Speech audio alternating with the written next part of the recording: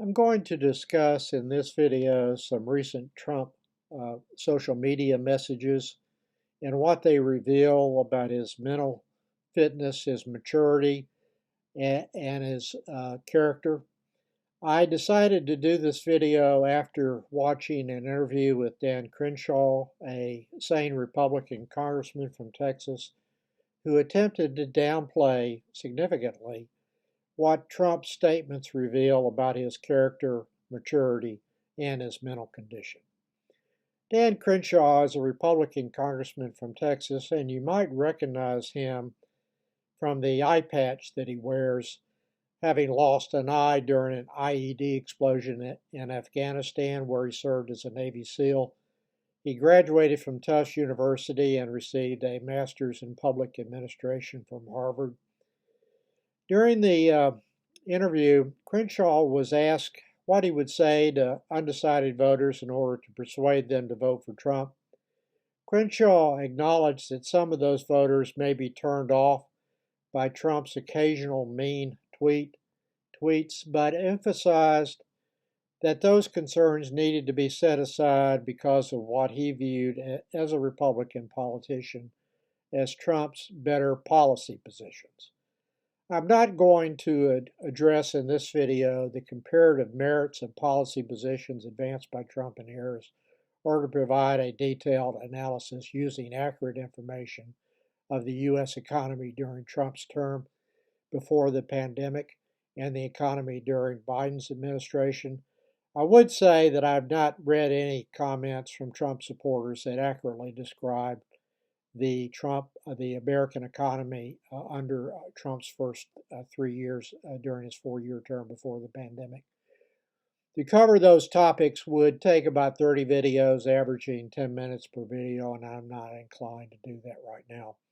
Instead, I'm just going to focus on Crenshaw downplaying what Trump's social media posts as being just being spirited on occasions. Maybe Crenshaw has not spent much time, if any, reading Trump's posts or reading transcripts of his speeches. I know a number of Republicans who avoid them religiously. I have read those tweets and his transcripts of his speeches. His mean spirit is not on display occasionally, but is expressed almost daily. But that is not even the major issue from my perspective about his character and mental fitness and his maturity level. Anyone who is not a member of Trump's cult uh, has concluded a long time ago, based on reading his comments and his listening to him speak, that he's a jerk and incapable of telling the truth about almost everything. In a recent column written by Tom Nichols and published in the Atlantic magazine, he summed up the problems as follows. Quote, the Republican nominee, the man who could return to office and regain the sole authority to use American nuclear weapons, is a serial liar and can't tell the difference between reality and fantasy. Donald Trump is not well. He is not stable. There is something deeply wrong with him. End quote. All of those observations are apparent to anyone who is familiar with Trump has said over the past 10 years or so, and is not a member of his cult. Nichols is not talking about Trump's political ideology or policy positions when he made those observations, but Trump's mental fitness and character for office.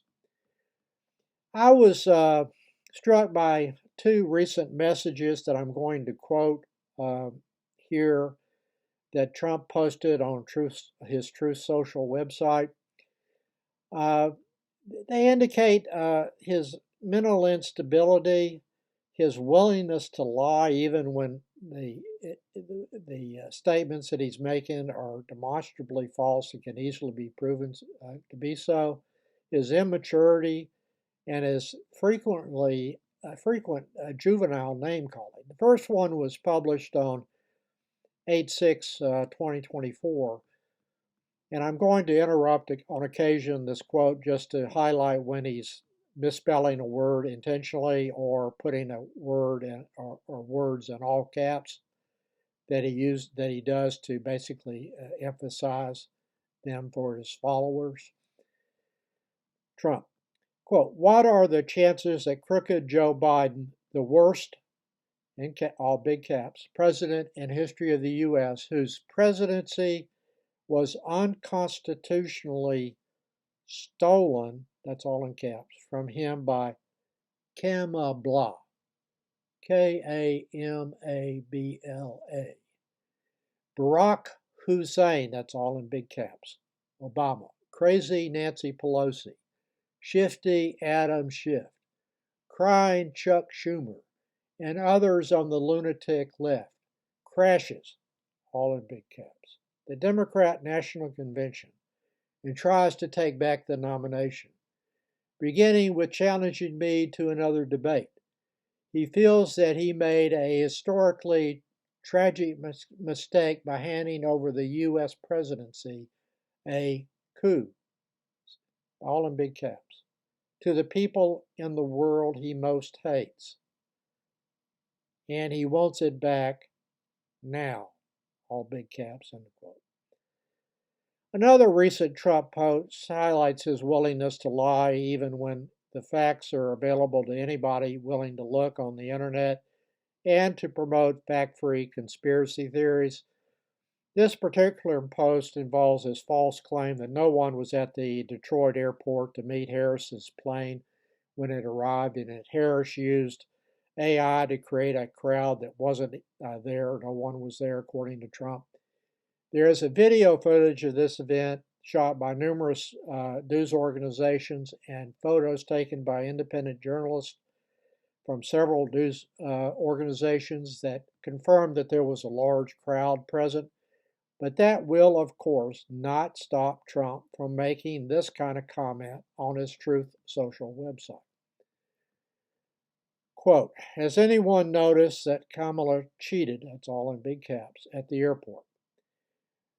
There was nobody at the plane, and she AID'd it and showed a massive crowd of so-called followers, but they didn't exist, exclamation point, all in big caps. She was turned in by a maintenance worker at the airport when he noticed the fake crowd picture.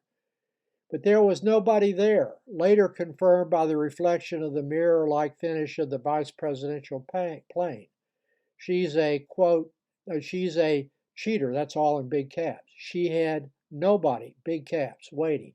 And the crowd looked like 10,000 people, exclamation point. Same thing is happening with her fake crowds at her speeches.